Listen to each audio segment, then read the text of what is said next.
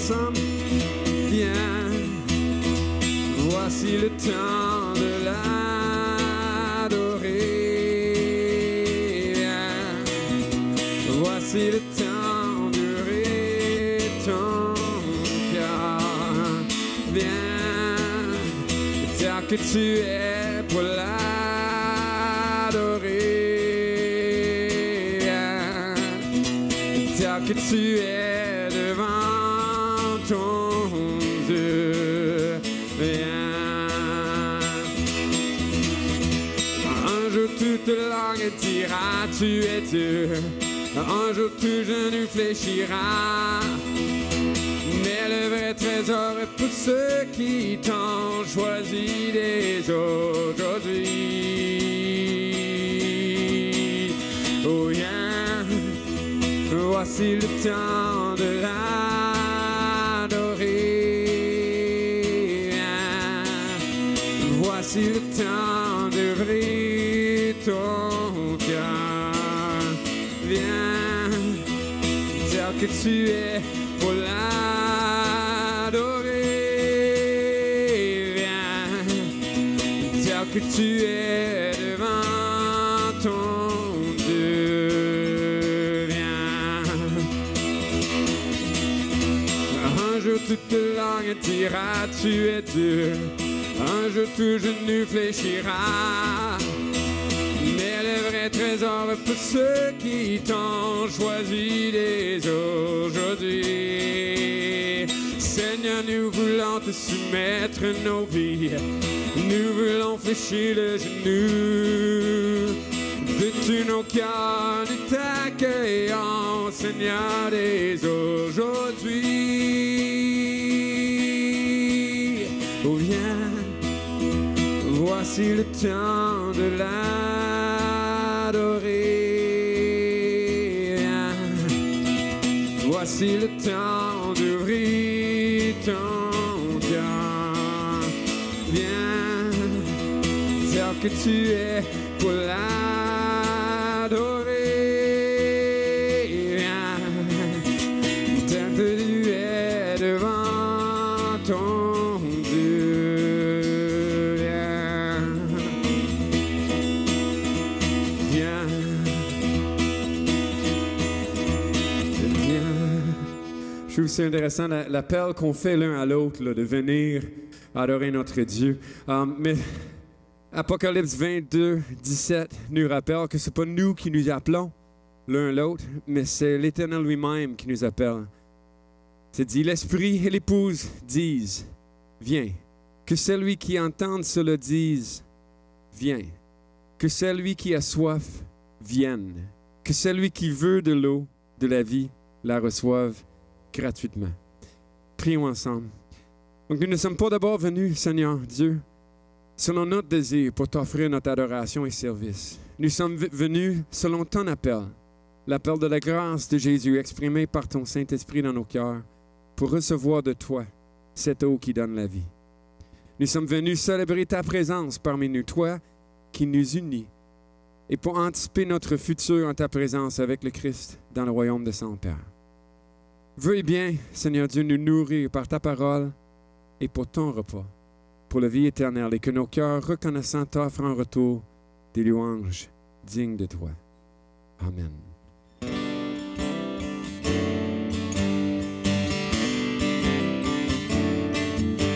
Rassemblés en ta présence, nous nous rappelons les bienfaits que tu répands sur nous en abondance. Remplis de reconnaissance pour ta compassion infinie, nous venons, Seigneur, pour te dire merci. Est-ce que c'est nouveau? C'est nouveau pour qui? Ah, OK, je l'ai déjà fait ici, mais ça fait longtemps. On refait ça pour vous autres? Comme ça, vous allez pouvoir vous joindre à moi, donc. On repart au début. Rassemblés en ta présence, nous nous rappelons les bienfaits que tu répands sur nous en abondance. Remplis de reconnaissance reconnaissance pour ta compassion infinie. Nous venons, Seigneur, pour te dire merci. Oh, par ton amour, nous sommes pardonnés. Par ton amour, nos cœurs sont purs.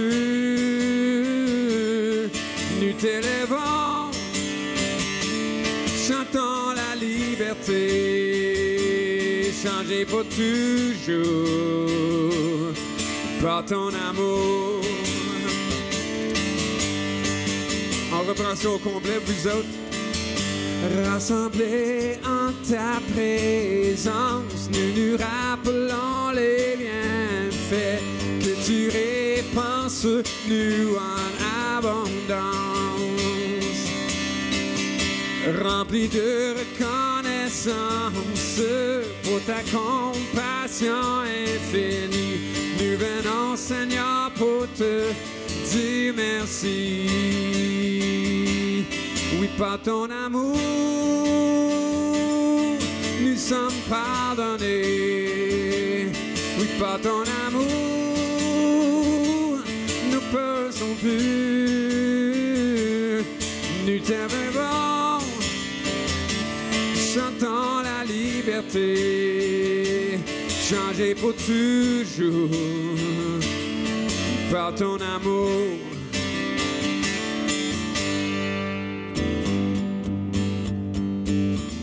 En toi les humbles sont bénis, en toi les faibles sont affermis, les cœurs brisés tu rétablis.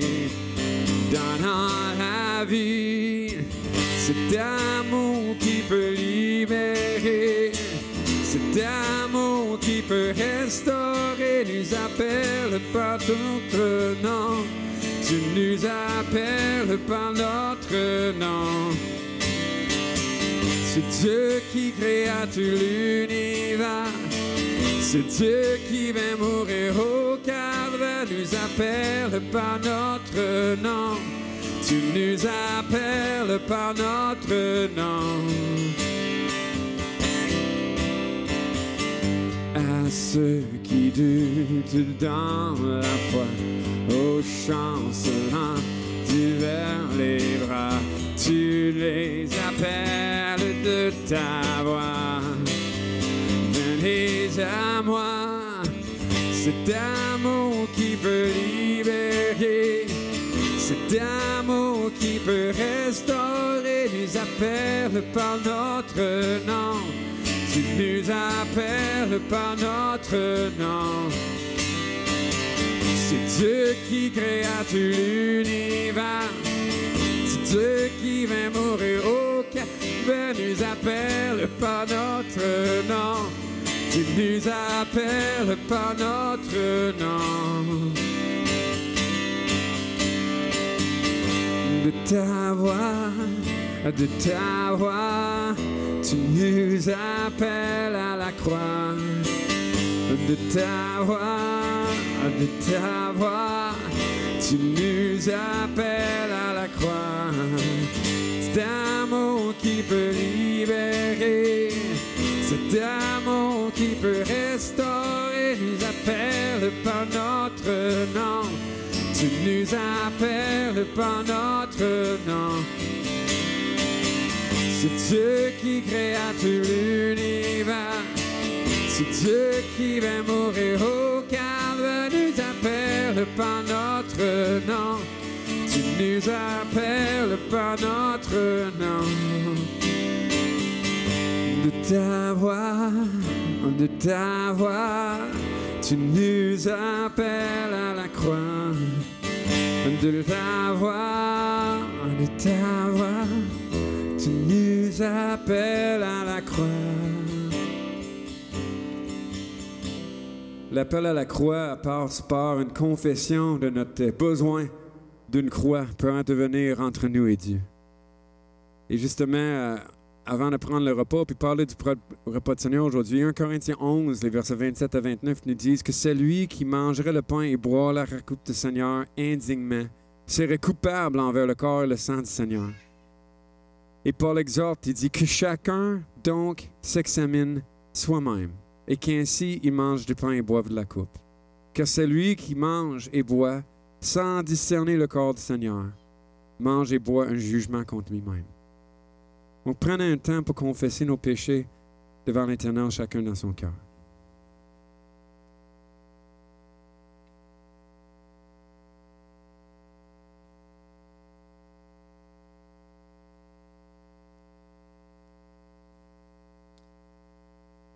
Dieu de miséricorde, nous confessons que nous avons péché contre toi, en pensée, en parole et en acte, par ce que nous avons fait et ce que nous avons omis de faire.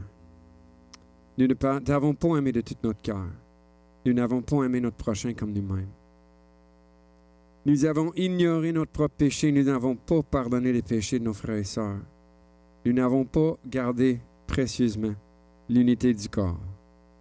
Nous regrettons sincèrement ces fautes. Humblement, nous nous en repentons. Pour l'amour de ton Fils Jésus-Christ, prends pitié de nous et pardonne-nous.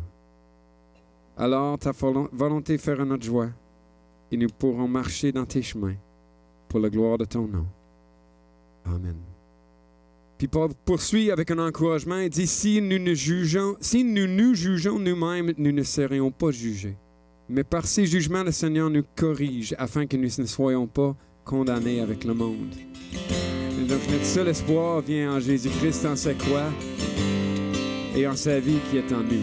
En Jésus seul est mon espoir, lui ma lumière, ma force, mon chant, pierre angulaire, solide rempart, même quand l'orage devient violent. Oh quel amour, oh quelle paix, les luttes cessent, la peur se tait, mon réconfort, mon plus grand bien, dans l'amour du Christ je me tiens. En Jésus seul que s'est fait chair, dans un enfant au cœur en mystère, au cœur d'un de sainteté, haï par ce qu'il a sauvé. Jusqu'à la croix, il s'est livré, sur lui la colère est tombée. Tous mes péchés, il les a pris, par la mort de Jésus, je lis.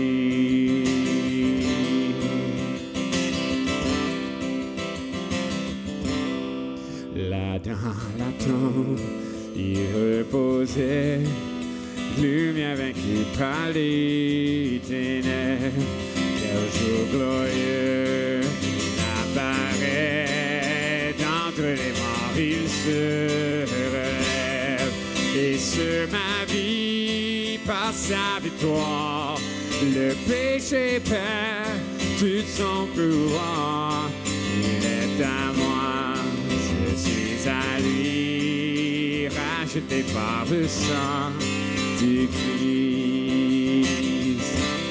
Je vis en paix, je marche sans crainte, gardé par la puissance du Christ. Au premier cri, au dernier souffle, Jésus est maître de ma vie.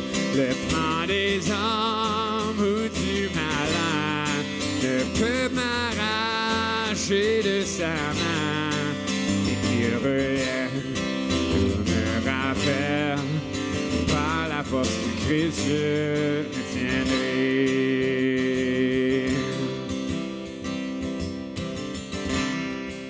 On va aller au prochain, Paul.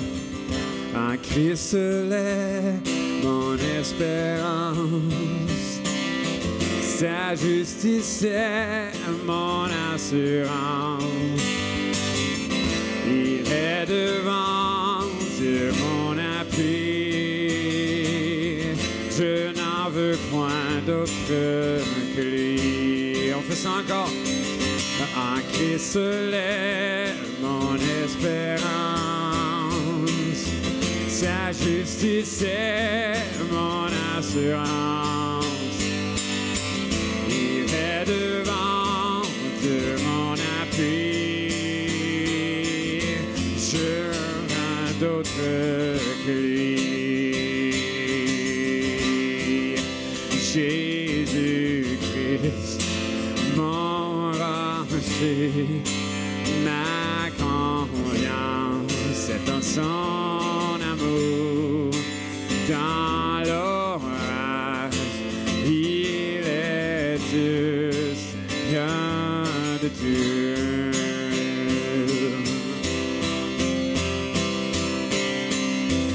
Lorsque sur moi s'abat l'orage, sa croix ranime mon courage.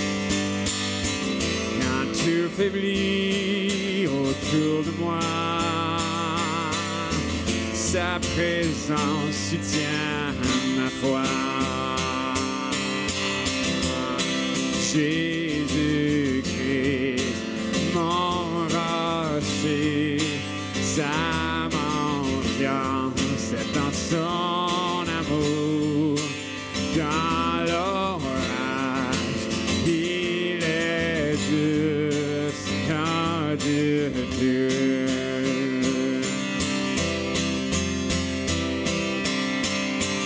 Quand il reviendra nous trouver, en lui pour toute l'éternité, revêtu de sainte justice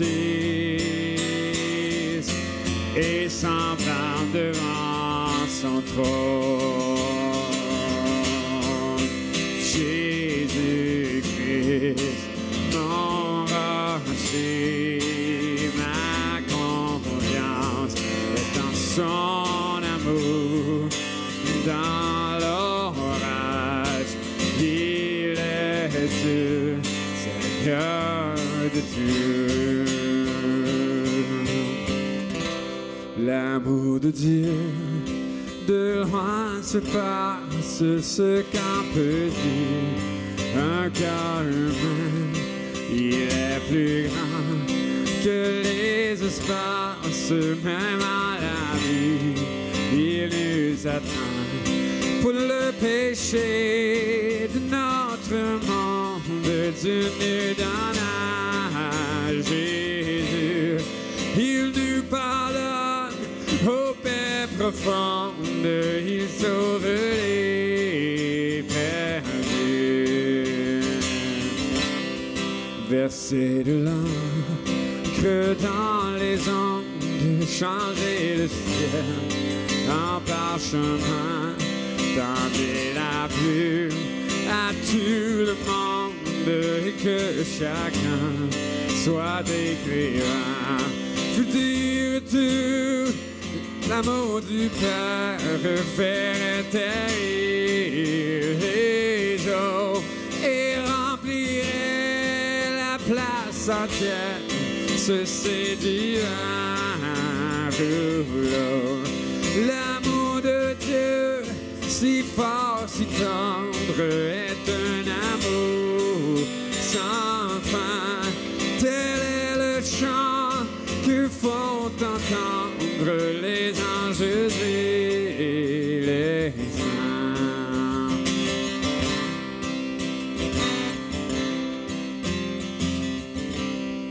Et que le monde d'un jour chancelle avec ses trônes et ses rois, quand trembleront tous les rebelles, sud est saisi d'un grand effroi.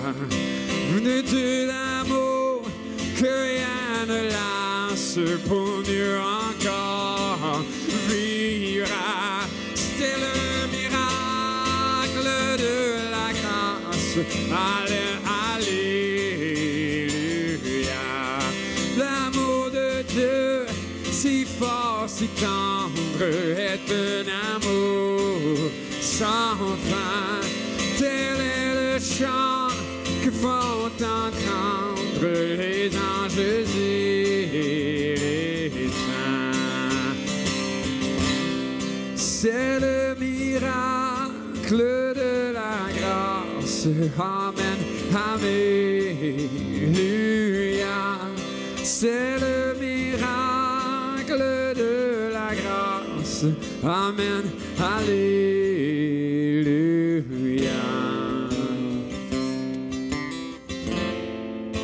On va passer au prochain. En préparation pour le message, on va chanter. Parle-nous, Seigneur, nous venons à toi recevoir le pain. On parle du pain un matin, on mélange nos métaphores, le pain de la parole, mais on s'est nourri aussi par le pain du repas du Seigneur tantôt. On chante avec moi. Parle-nous, nous venons à toi recevoir le pain, ta parole sainte. Viens, Seigneur, par ta vérité, modeler nos vies pour te ressembler. Et que ta lumière aujourd'hui rayonne dans l'amour, la foi que nous manifestons. Parle-nous, accomplis, Seigneur, tes projets en nous pour ta gloire.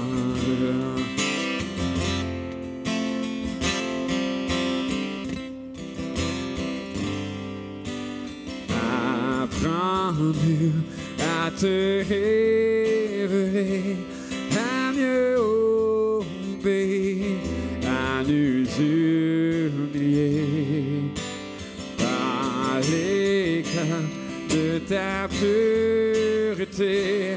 Viens sonder, Seigneur, nos voix, nos pensées. Fais grandir la foi, fais que nos yeux voient ton amour sublime et ton autorité. Tes paroles sont puissantes et sûres, vérité qui chasse l'incrédulité.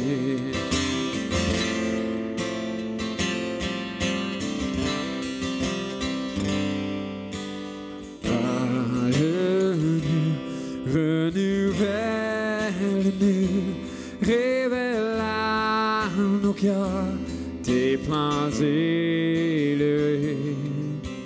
Vérité dès la nuit des temps, dont l'écho résonne dans l'éternité. Et sur tes promesses, par grâce, nous tiendrons. Tu marches avec nous, par la foi, nous irons. Parle-nous, bâtis ton église et remplis la terre de ta gloire.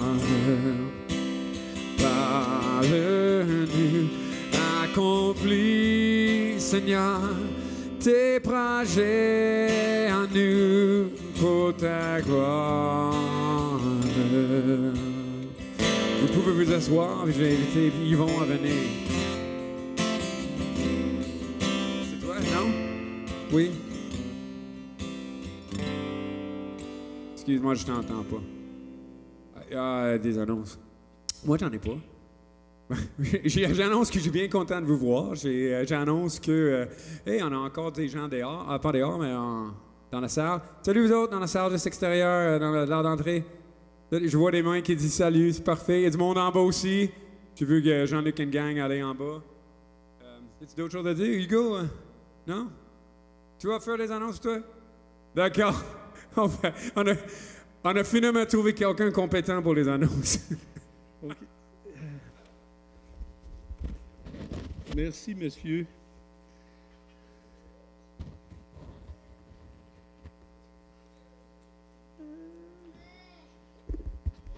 Ça devrait être branché, je pense que oui.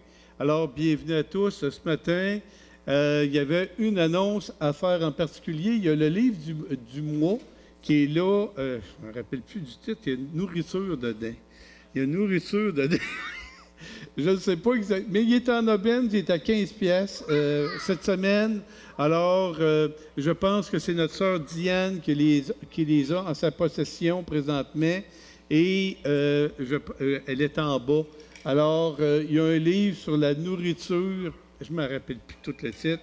Mais c'est fait, je crois, destiné surtout pour les dames par rapport les diètes et tout ça. Et je pense qu'il y a un enseignement à aller trouver là-dedans. Alors, je vois de dos des gens qui nous écoutent dans le hall d'entrée. Je vous souhaite la bienvenue. Tous ceux qui sont en bas également, ceux qui sont en haut aussi, ceux qui vont nous écouter par d'autres moyens également, bienvenue. Commençons le message de ce matin, Paul, s'il te plaît, avec le repas du Seigneur. On est toujours dans la série présentement de passer à travers les points du nouveau catéchisme de la Cité. Et qu'est-ce qui est intéressant là-dedans? Ça nous permet de nous rappeler les doctrines fondamentales comme chrétiens. Et on est dans un contexte dans lequel on ne fait pas de longs messages pendant le temps de pandémie que nous vivons présentement à cause que tous les enfants sont là. Donc, c'est un court enseignement et l'enseignement sera suivi du repas du Seigneur que nous allons prendre ensemble. Alors, allons-y. Qu'est-ce que c'est le repas du Seigneur? Je prends la définition directement qui est ici et je pense qu'elle est pas mal juste. Christ a ordonné à tous les chrétiens de manger du pain et de boire de la coupe afin de se souvenir avec reconnaissance de lui et de sa mort. Le repas du Seigneur est une célébration de la présence de Dieu au milieu de nous. Il nous introduit dans une communion avec Dieu et dans la communion les uns avec les autres. Il nourrit et satisfait nos âmes. C'est aussi une manière d'anticiper le jour où nous mangerons et boirons avec Christ dans le royaume de son Père. Alors, partout où que vous soyez, je vous invite à vous incliner un instant. Nous allons prier pour remettre ce temps-là dans les mains de notre Seigneur. Seigneur grand Dieu, quelle superbe de belles choses que le repas que tu as instauré. Et nous voulons ce matin en découvrir quelques facettes, des éléments importants de sa signification. Et nourris notre âme, ouvre nos cœurs à ce merveilleux repas et toutes les facettes qu'il comporte. Permets que nous en soyons nourris et transformés également, non pas par la parole d'un homme ici, mais par des paroles que toi-même que tu as prononcées, que tu as enseignées par tes saints apôtres qui ont suivi également. Permets que cela nous nourrisse et nous transforme, Seigneur Jésus. Amen. Allons-y. Alors, quelle est l'origine du repas du Seigneur? Bien, c'est assez facile, je pense que tout le monde le sait. Dans l'Ancien Testament, on a le récit de la libération du peuple d'Égypte. On se souvient, en gros, sans refaire l'histoire de l'Ancien Testament en entier, Jacob a eu 12 fils. Parmi ses fils, Joseph. Joseph était plus considéré que ses frères. Il y a eu de la jalousie, les frères ont vendu Joseph en Égypte. Je suis assez loin, mais c'est comme ça que ça commence. Rendu en Égypte, Joseph, finalement, est mis en position d'autorité. En Égypte, permet à l'Égypte de se sauver d'une disette. En fait, il y avait vraiment une période de sécheresse qui a entraîné une perte de nourriture. Par la sagesse de Joseph, le peuple d'Égypte a survécu et dans le processus d'échange, eh bien, les frères et la famille de Jacob est revenu en Égypte. Et là, se sont installés. Ils étaient considérés en premier comme des héros, mais après un certain temps comme des zéros. Pourquoi? Parce qu'ils s'accroissaient dans le peuple d'Égypte. Ils devenaient de plus en plus nombreux et le peuple égyptien a commencé à avoir peur des Israélites et les ont mis en esclavage. Tout ça durant environ 430 ans, si on se fie à l'Écriture.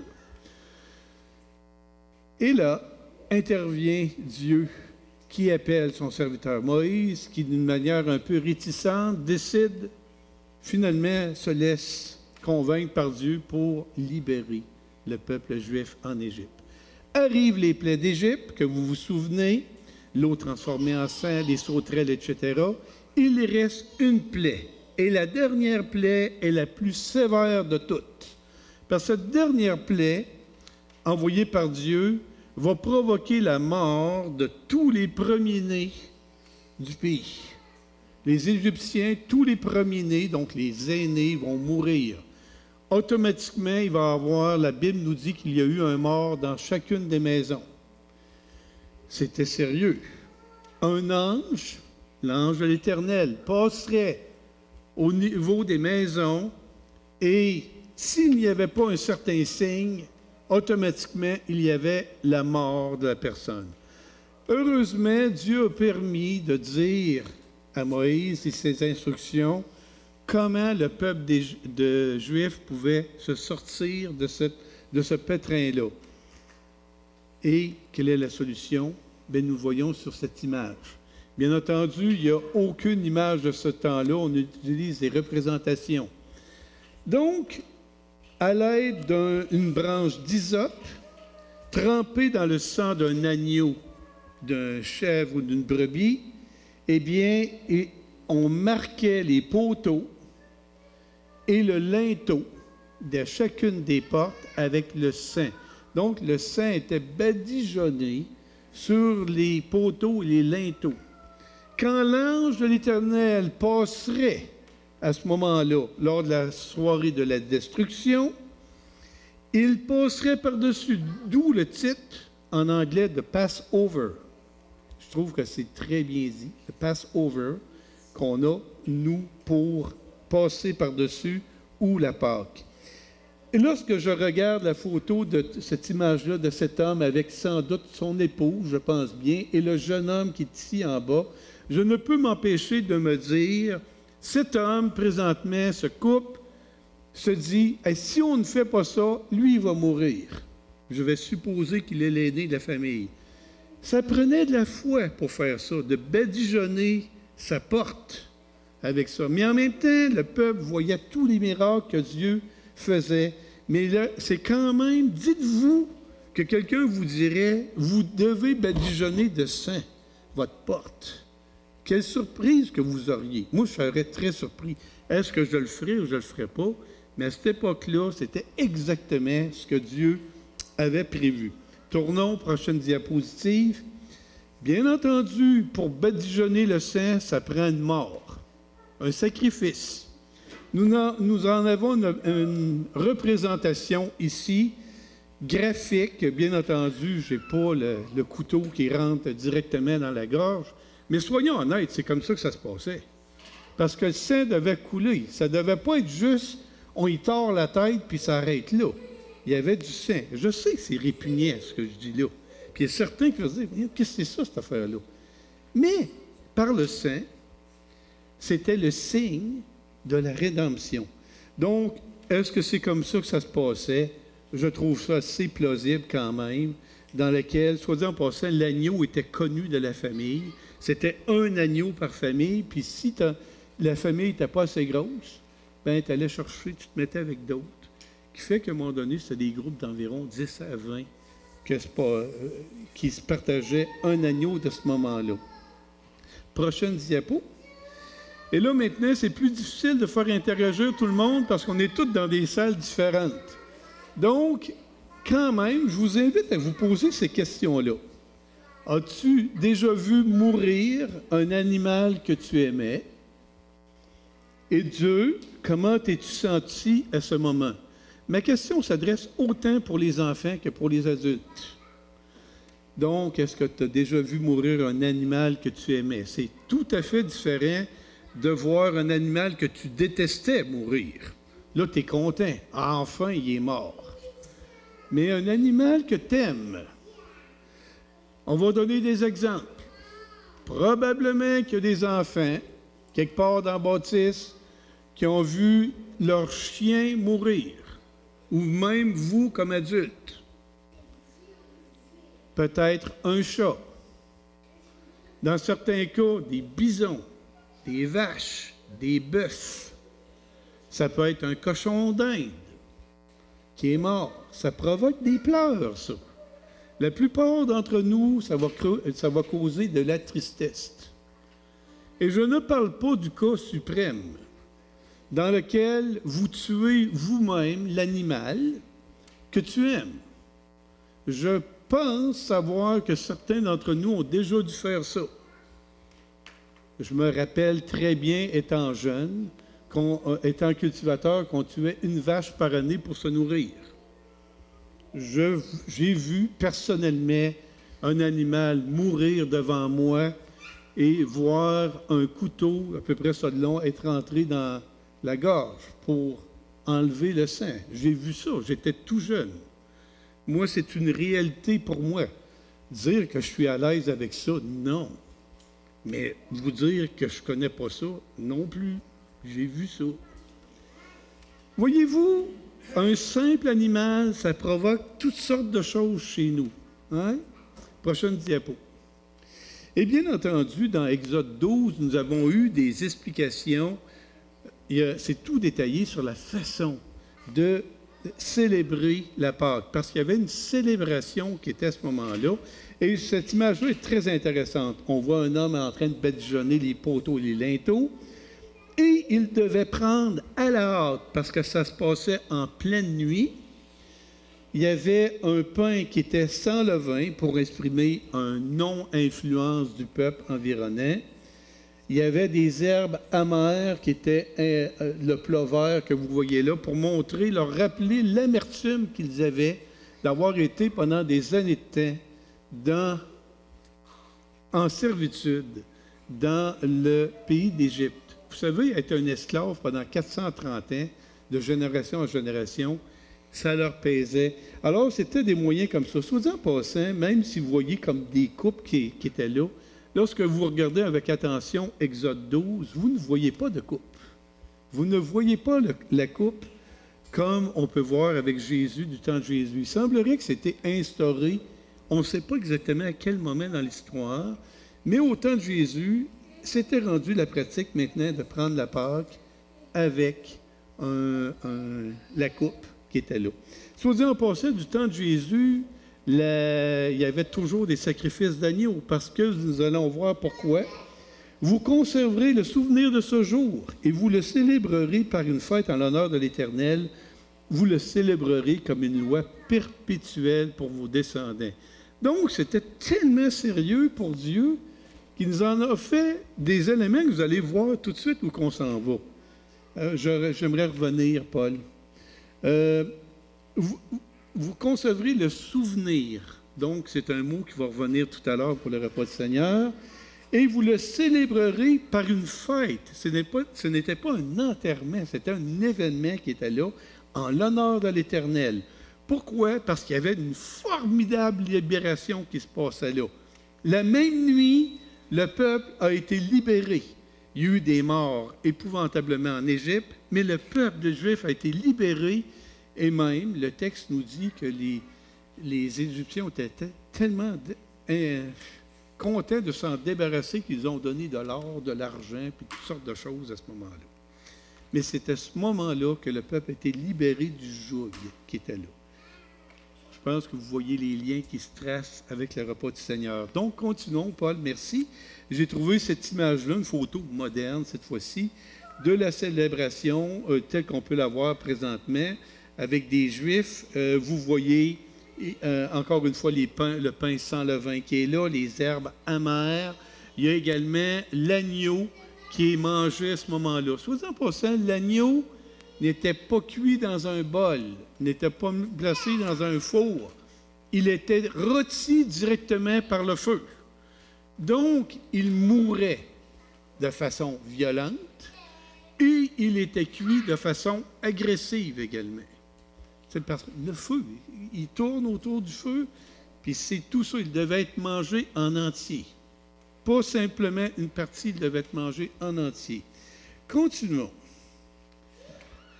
Ma question s'adresse à tout le monde ici. Peux-tu me nommer un événement que tu célèbres à chaque année en guise de souvenir? Et 2, qu'est-ce que cela provoque chez toi de te rappeler cet événement? Ma question s'adresse autant pour les jeunes et pour les plus vieux.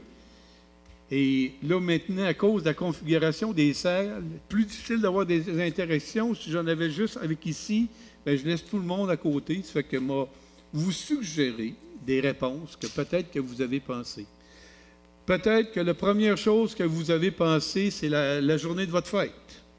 Si un événement qui est fêté, bien, c'est bien ça.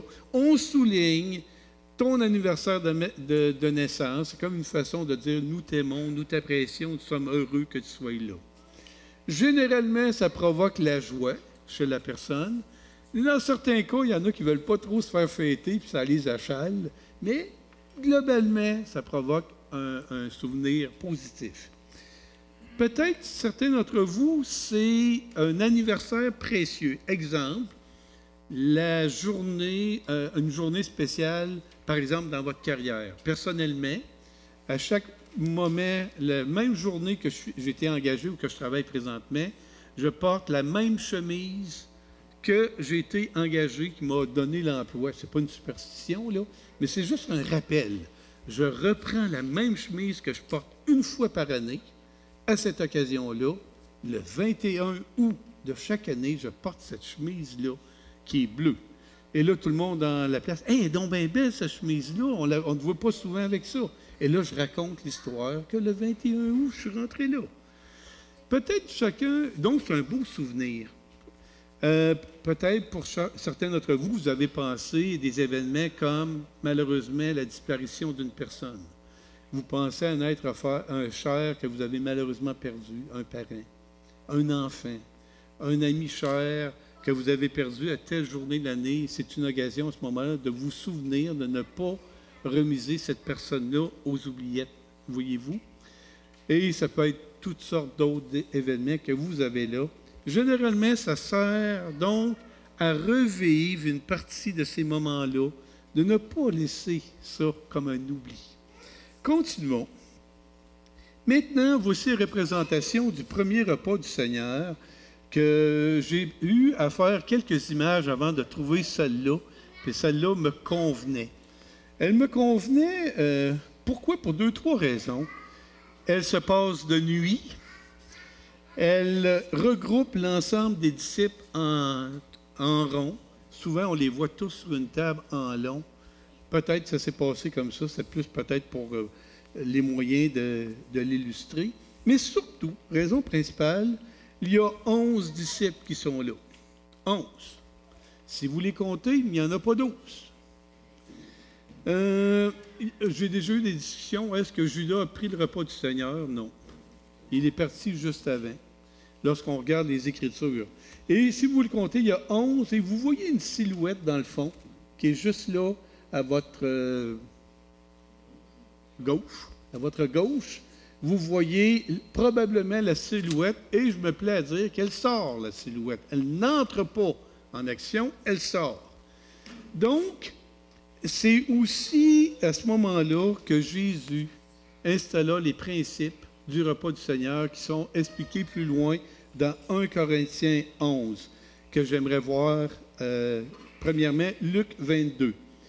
Les parties en rouge représentent les paroles de Jésus lui-même. Et ayant pris une coupe et rendu grâce, il dit, « Prenez cette coupe et distribuez-la entre vous.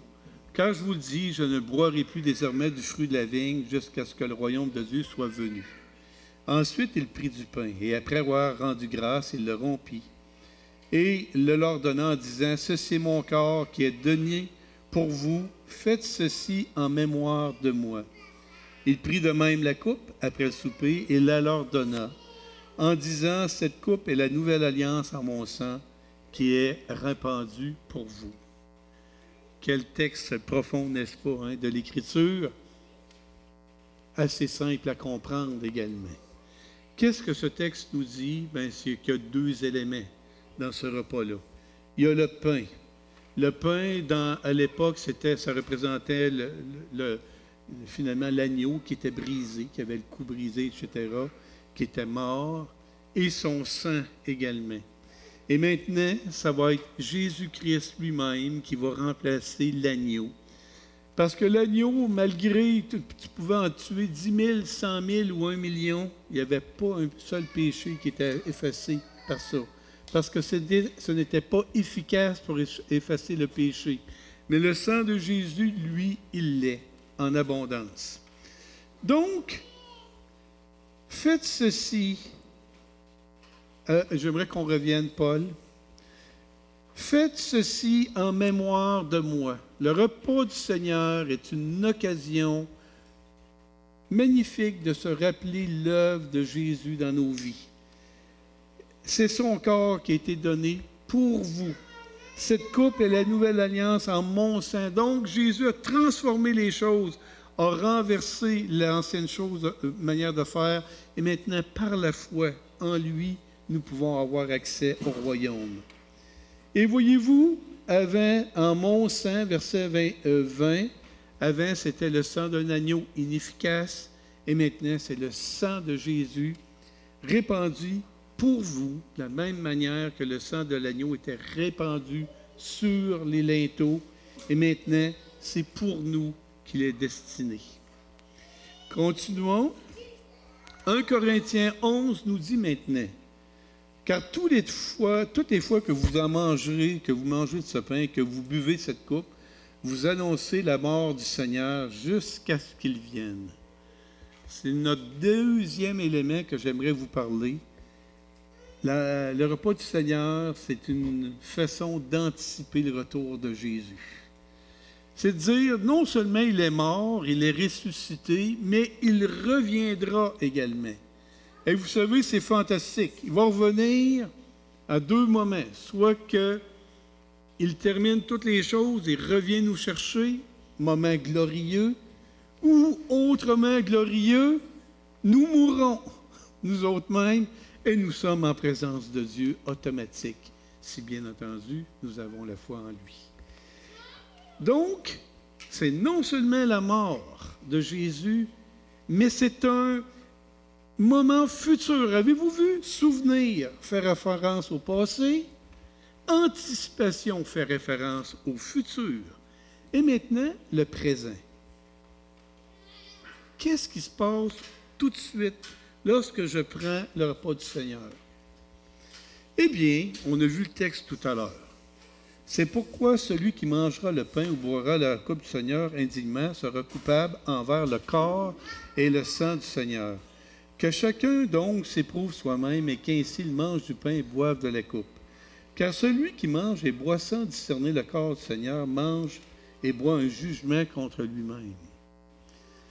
C'est l'occasion, si on regarde ça, d'être en communion avec Dieu, d'être en connexion avec lui, de se rappeler son œuvre et que Dieu est présent, présentement avec nous, parce que Dieu l'a promis d'avoir cette présence-là. Mais c'est aussi la communion avec chacun des autres parties, des membres du corps. Lorsqu'on parle du corps du Christ, de quoi parle-t-on ici? C'est d'une église de gens locaux. Je ne parle pas ici de l'Église universelle, et c'est important ce que je vais dire là. On a décidé comme conseil de ne pas faire le repas du Seigneur de façon virtuelle. Si vous avez remarqué, en aucun temps qu'on faisait les cultes à distance, qu'on a pris le repas du Seigneur, c'était volontaire. Parce qu'on estimait qu'une présence physique est nécessaire pour vraiment vivre l'ensemble des facettes. Pourquoi le repas du Seigneur, ce n'est pas quelque chose d'individuel? Ce n'est pas quelque chose, c'est quelque chose en groupe, en commun. On est lié avec d'autres personnes. Donc, c'est très important de le vivre de cette façon-là. Et je ne peux pas m'empêcher à ce point-ci de vous dire aussi l'application pratique que j'ai présentement, c'est qu'en ce temps de pandémie, certaines personnes ont décidé de se connecter plus à ce que je pourrais dire l'Église universelle.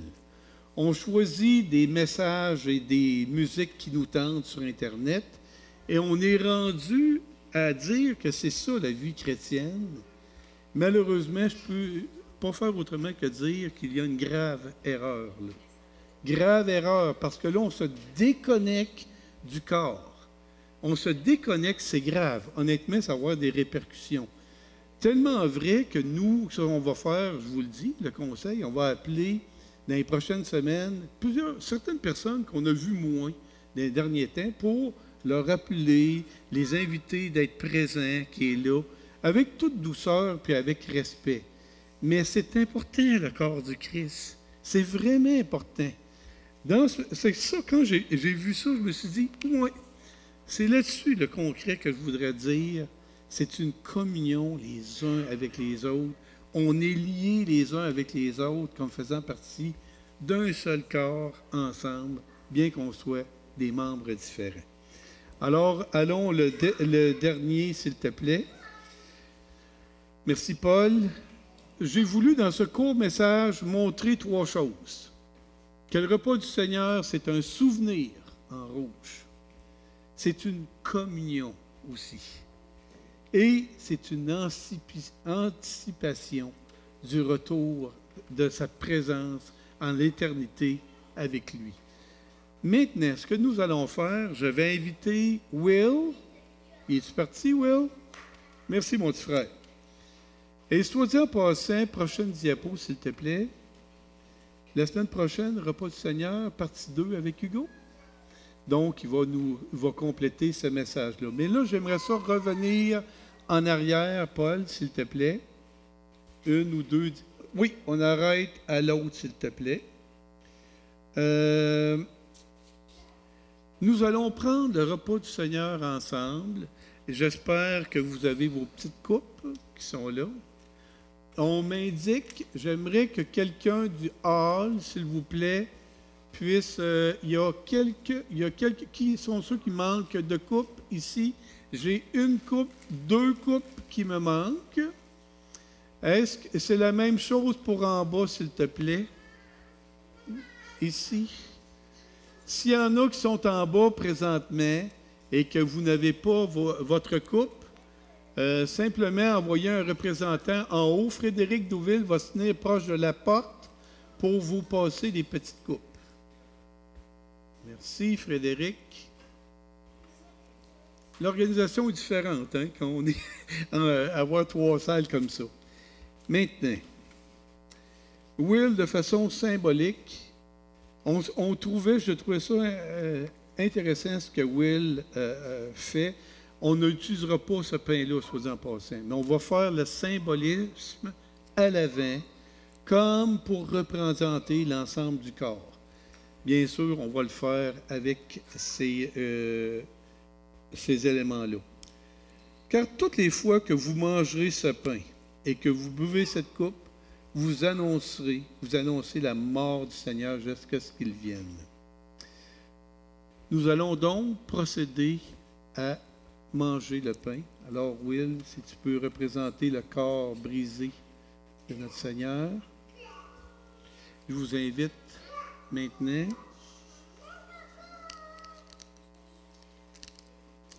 à prendre la première partie. Je pense qu'on commence à être habitué. Alors, en mémoire de notre Seigneur Jésus, nous allons nous souvenir que son corps a été brisé sur la croix pour nous tous. Et nous allons dire merci à Jésus en prenant ce qu'il nous a ordonné à l'instant.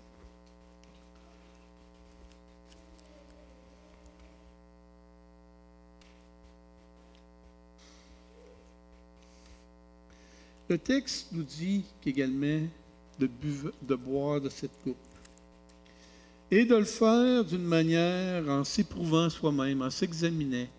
Je vous invite à l'instant même de vous demander c'est quoi l'importance que les frères et les sœurs de cette Église ont pour moi présentement.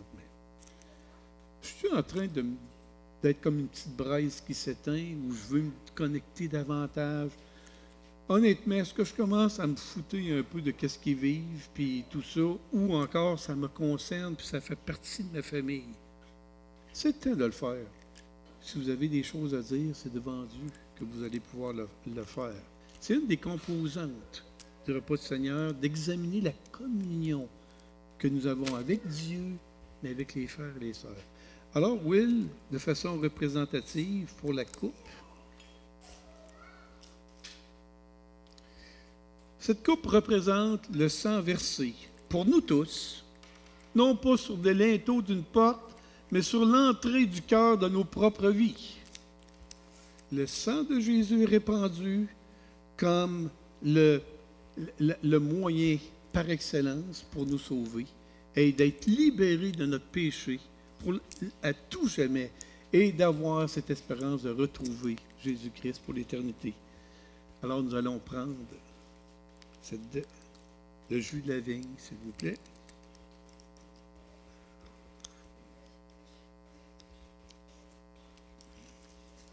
Merci, Will.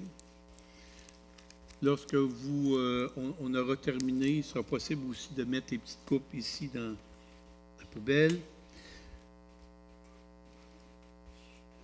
Pour vous terminer, ayez les regards fixés sur Jésus, dans le passé, dans le présent et dans l'avenir. Will?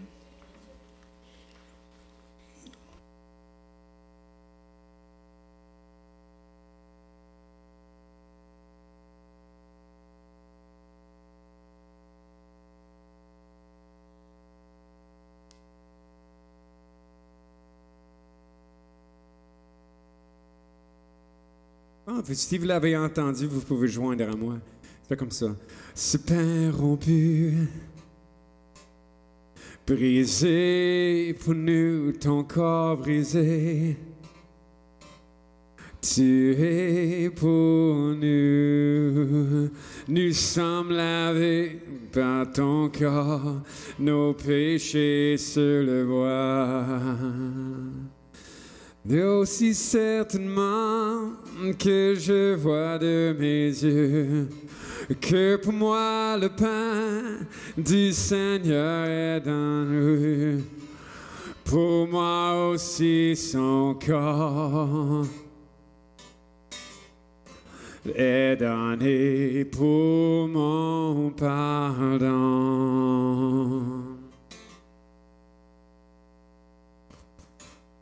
Vin partagé, versé pour nous, ton sang versé, coulé pour nous. Nous sommes lavés par ton sang de notre iniquité. Aussi certainement que je vois de mes yeux que pour moi la coupe du Seigneur est donnée, pour moi aussi son sang est donné pour mon pardon. Il désaltère mon âme pour la vie éternelle de son sang répandu. Et il nourrit mon âme pour la vie éternelle de son corps crucifié. Il désaltère mon âme pour la vie éternelle de son sang répandu. Et il nourrit mon âme de la vie éternelle de son corps crucifié. Aussi certainement que je vois de mes yeux que pour moi le pain du Seigneur est rompu, pour moi aussi son corps est donné pour mon pardon. Aussi certainement que je vois de mes yeux que pour moi la coupe du Seigneur est donnée, pour moi aussi son sang est donné pour mon pardon. On a commencé le culte en Apocalypse 22, puis je vais finir en Apocalypse 22 dernier verset qui dit « Celui qui atteste ces choses dit, oui, je viens bientôt. Amen. Viens, Seigneur Jésus. » Que la grâce du Seigneur Jésus soit avec vous tous. Bon dimanche et bonne semaine.